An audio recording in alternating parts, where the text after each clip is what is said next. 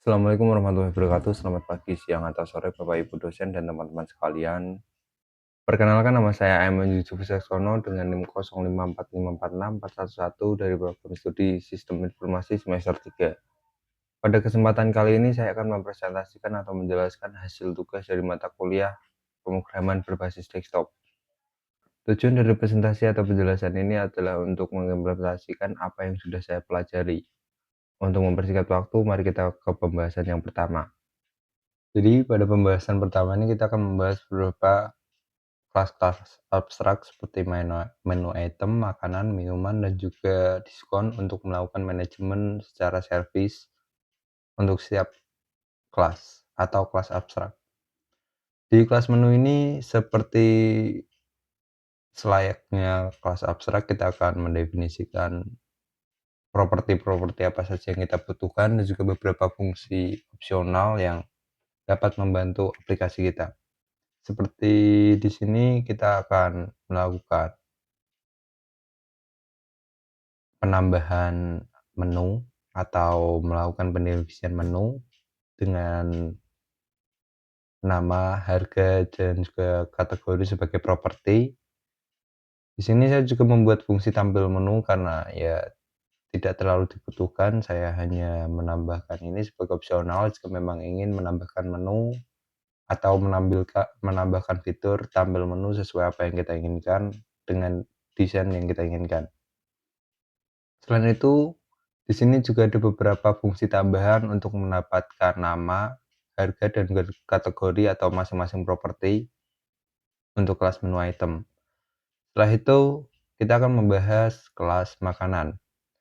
Di kelas makanan ini kurang lebih sama dengan menu item, kita mendefinisikan jenis makanan karena di sini kelas makanan, jadi di sini hanya akan berguna untuk menambahkan kategori kepada menu dengan jenis yang sesuai, yaitu makanan. Di sini kita juga menampilkan tampil menu. Di sini tampil menu melakukan override atau mengubah fungsi yang ada di menu item, karena di sini kita juga mengextend menu item. Jadi kurang lebih tampil menu ini melakukan tampilan sesuai apa yang kita inginkan, seperti apa yang saya bahas sebelumnya. Fungsi ini mengambil dari fungsi menu item yang kita tulis ulang di sini. Dan kita tampilkan sesuai apa yang kita inginkan, sesuai dengan jenis atau kategori menu. Selanjutnya kita akan membahas minuman. Minuman kurang lebih sama dengan kelas makanan, hanya ada perbedaan sedikit pada kategori, yaitu yang semulanya dari makanan ke minuman. Di sini kita juga melakukan atau penulisan ulang pada kelas menu item karena kita di sini juga melakukan extend menu item. Kita melakukan penulis ulang untuk menampilkan menu item. Saya akan melakukan zoom sedikit agar lebih jelas. Selanjutnya kita akan membahas diskon. Di sini diskon hanya berguna untuk melakukan perhitungan diskon, atau di kelas diskon ini kita akan melakukan perhitungan diskon sesuai apa yang kita inginkan, atau kita dapat membuat diskon sesuai apa yang kita ingin buat.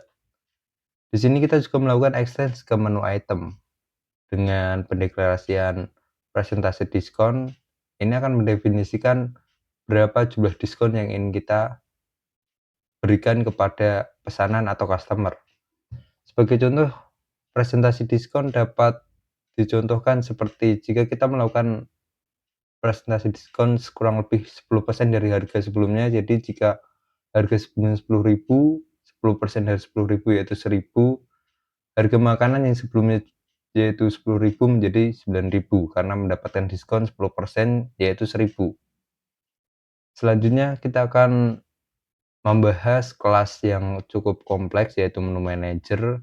Di sini semua menu dikelola dengan beberapa fungsi, yaitu menu manager, tambah item, dan juga tampilkan semua menu. Di sini kita akan membahas satu persatu fungsi yang sudah kita buat. Sebelum membahas fungsi, di sini kita akan menjelaskan apa itu deklarasi daftar menu. Di sini kita mendeklarasikan daftar menu untuk data sebagai data permulaan atau data awal dari menu. Setelah itu ada fungsi menu manager. Di sini menu manager berguna untuk memberitahu jika variabel daftar menu berisi array atau list. Di fungsi selanjutnya yaitu tambah item. Di sini kita dapat melakukan penambahan item sesuai apa yang kita definisikan di kelas menu item. Di sini kita setelah membuat menu, kita dapat menampilkan hasil dari menu atau notifikasi atau feedback yang diberikan oleh sistem untuk memberitahu kita jika menu sudah dibuat.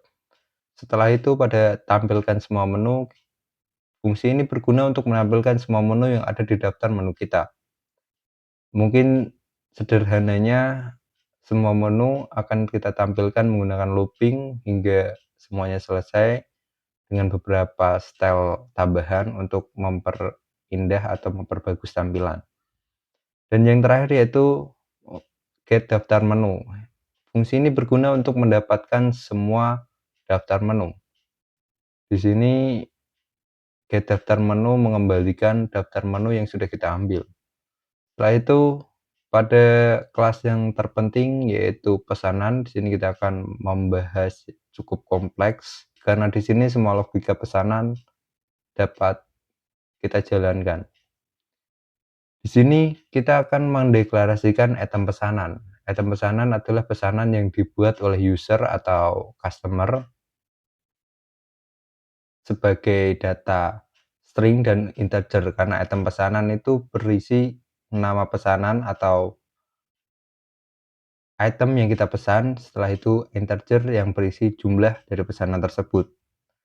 Di sini ada beberapa fungsi yang cukup penting namun kita akan membahas secara sederhana, yaitu tambah pesanan, get item pesanan, dan juga hitung total. Di tambah pesanan kita akan melakukan sesuai apa yang menu manager lakukan, yaitu menambahkan pesanan. Karena di sini kita hanya memerlukan dua input yaitu nama pesanan dan juga jumlah pesanan, kita akan menambahkan item pesanan dengan nama dan juga jumlah dari pesanan. Setelah itu kita akan mendapatkan pesanan yang sudah dibuat. Kita akan membuat fungsi get item pesanan dengan mengembalikan item pesanan yang sudah dibuat oleh user. Selanjutnya fungsi yang cukup kompleks yaitu hitung total. Secara sederhana kita akan mengkalkulasi semua pesanan dengan harga masing-masing menu, seperti sebagai contoh jika nasi goreng dengan harga 10.000 dan user memesan 2 nasi goreng, maka kalkulasi akan dilakukan di sini. Setelah kalkulasi dilakukan, maka kita akan melakukan kalkulasi diskon yang sudah kita buat. Setelah itu fungsi ini akan membalikan total yang sudah kita kalkulasi dari semua pesanan dan juga diskon yang kita berikan. Setelah itu kita akan membahas kelas yang terakhir yaitu main restoran. Di sini semua logika aplikasi kita berada. Di fungsi main ini kita akan menjalankan beberapa fungsi yang sudah kita buat di kelas sebelumnya, yaitu muat daftar menu. Kita akan mengambil semua daftar menu. Setelah itu kita akan melakukan looping untuk mendapatkan pesanan dari user. Mungkin akan sangat kompleks jika dibahas secara langsung di video ini. Jadi secara sederhananya fungsi ini berguna untuk menampilkan dan juga melakukan logika aplikasi kita. Di sini ada juga beberapa fungsi untuk kita melakukan pengelolaan aplikasi kita, yaitu tampilkan menu utama yang di sini berisi beberapa menu untuk kita melakukan manajemen menu atau menampilkan menu atau juga untuk menerima pesanan. Selain itu kita juga dapat keluar atau menyelesaikan kode yang kita jalankan. Dan ya mungkin itu saja karena di sini sangat kompleks jika dibahas dalam satu video. Mungkin secara sederhana logika aplikasi kita berada di sini. dengan beberapa konsep yang memang disarankan atau diwajibkan di soal yang sudah diberikan. Dan sekarang kita akan melakukan atau menguji aplikasi apakah aplikasi yang sudah kita buat berjalan sesuai apa yang kita harapkan. Kita akan menjalankan aplikasi.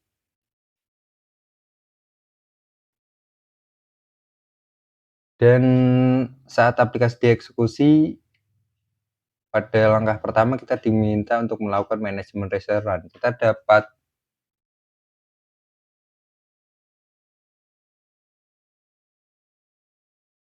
dan setelah menambahkan minuman, untuk terakhir saya akan menambahkan diskon.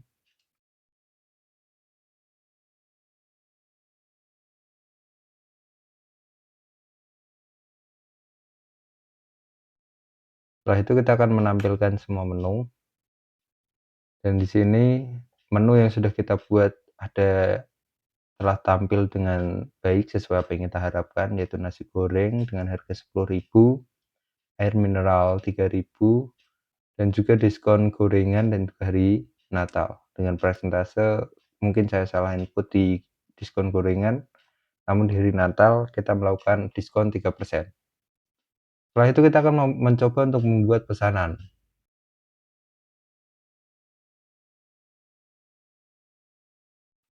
Setelah melakukan pemesanan, sekarang kita dapat melihat hasil dari struk di file struk pesanan.txt sesuai apa yang kita inginkan, karena kita ingin memisahkan struk ke file sendiri. Jadi di sini struknya sudah berhasil dibuat. Mungkin itu saja pembahasan dari aplikasi. Kita juga bisa mengakhiri sesi ini dengan mengetikkan 4 untuk keluar atau mengakhiri sesi pesanan atau mengakhiri kode. Dan juga kode berakhir. Dan sebagai kesimpulan di sini aplikasi berjalan sesuai apa yang kita harapkan. Aplikasi tidak memiliki cacat atau error. Dan mungkin itu saja pembahasan dari saya. Terima kasih. Kita telah sampai di akhir presentasi atau penjelasan. Sebagai kesimpulan, kode yang sudah kita buat berjalan dengan baik sesuai apa yang kita harapkan. Demikianlah presentasi atau penjelasan dari saya yang dapat saya sampaikan mengenai tugas pemrograman berbasis desktop ini.